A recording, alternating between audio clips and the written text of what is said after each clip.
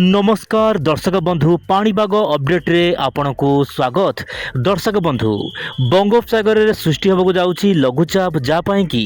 वर्षा बढ़िबार आशा रही किंतु ओडिशा रे वर्षा हेबो कि नाही आज वीडियो रे संपूर्ण आलोचना करबा ता सहित एई जनवरी मासरे केमिति रहबो सारा देशर पाणीपागर स्थिति आज वीडियो रे संपूर्ण आलोचना करबा। दर्शक बंधु वर्तमान परिस्थिति रे दर्शक बंधु जो भले भाव शीत होबा कथा ताहा वर्तमान देखिबाक मिलु नाही तथापि राज्यर विभिन्न अंचल रात्रि तापमात्रा कमिवा सहित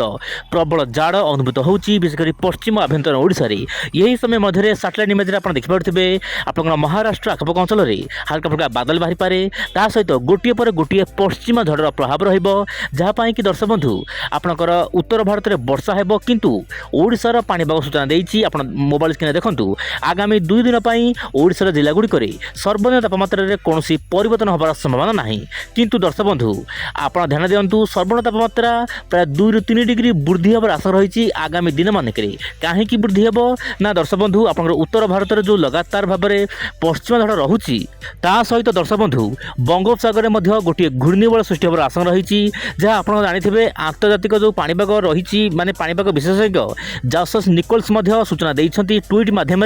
कि बंगोपसागर दक्षिण भाग में गोटे घूर्णिबल सृष्टि होबार आशा रही परवर्त समय यह लघुचाप रूप नेब और यार प्रभाव में श्रीलंका सहित भारत में मध्यम प्रबल वर्षा हेबो सेतिपाई दर्शक बंधु किछि पूर्वल वायु जीव ओडिशा मध्यकू जहाँपाई कि सर्वनिम्न तापमात्रा सामान्य वृद्धि हेबो जहाँपाई कि शीतर प्रकोप सामान्य कमिबा पाई पाग अनुकूल होई पारे किंतु वर्षा हेबो कि नाही आपण वीडियो शेष में देखंतु मु सब किछि आज वीडियो रे स्पष्ट करबाकू चेष्टा करिबी। दर्शक बंधु आपण देखि पारथिबे वायुर चलन वर्तमान प्रशांत महासागर रु जलबाष्पपूर्ण वायु बंगोपसागर को आसुछि जेते बेले प्रशांत महासागर दर्शक बंधु वायु आसी थाए बंगोपसागर सामान्य सक्रिय रहे यही समय मध्य बंगोपसागर सक्रिय होबार लागिछि विशेषकर दक्षिण बंगोपसागर बा श्रीलंका उपकूल रे वर्तमान समय आप मोबाइल के देखंतु वर्तमान भारत महासागर तीनोटी घूर्णिबल सृष्टि होईछि जहाँकि घनीभूत होबार संभावना रही किंतु वर्तमान समय यार प्रभाव तो भारत पर नाही किंतु आप देखिपारे प्रशांत महासागर गोटे घूर्णिबल ता सहित आपनकर बंगोपसागर गोटे घूर्णिबल संभावना सृष्टि होबार लागिछि जहाँपाई कि आगामी दिन में भारतर पाणीपाग बदली पारे सेहीपरि दर्शक बंधु किछि मॉडल माने आकलन करुछंती जो पूर्वाणु वायु ओडिशा मध्य को जीव सामान्य वर्षा हेबो किंतु दर्शक बंधु मु आपन कहबो चाहिबी ओडिशा रे वर्तमान तो वर्षा कहबा बड़ मुश्किल आगामी दिन में केमिति रहबो वर्षा स्थिति ताहा तो कहिबो नाही किंतु जहां मॉडल आकलन करूछि मु आपन कहबो चेष्टा करबी आपन देखंतु वर्तमान लॉन्ग रेंज फोरकास्ट माध्यम रे आपन कहबो चेष्टा करबी 4 जनवरी रु दर्शक बंधु ध्यान दियंतु 4 जनवरी रु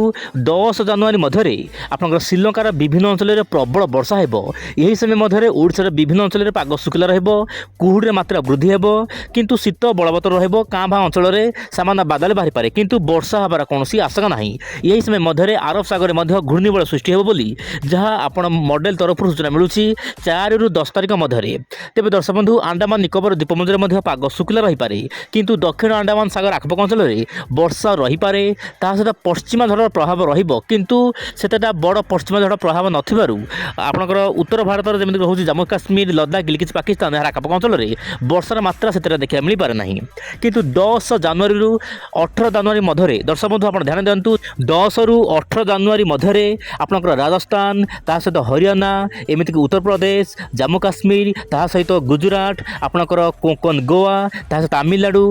उपकूल ओडिशा यही सब राज्यर स्थान स्थाने हल्का रु मध्यम वर्षा हेबो किंतु अत्यधिक भारी वर्षा हेबो आंध्र प्रदेश तमिलनाडु बोली जहाँ मॉडल आकलन करुछि 10 ରୁ 18 तारिख मध्य तेज दर्शक बंधु बर्तमान देखा आपंकर 18 ରୁ 26 तारिख मध्य आप देखो 18 ରୁ 26 तारिख जब देखा उत्तर भारत उपर गोटे पश्चिम झड़र प्रभाव रहिबो जहाँपाई कि जम्मू काश्मीर उपर भाग में प्रबल वर्षा तुषारपात होबार आशंका रही यही समय मध्य आसाम अरुणाचल प्रदेश में हल्का फुल्का वर्षा रहिबो सिक्किम केतेक अंचल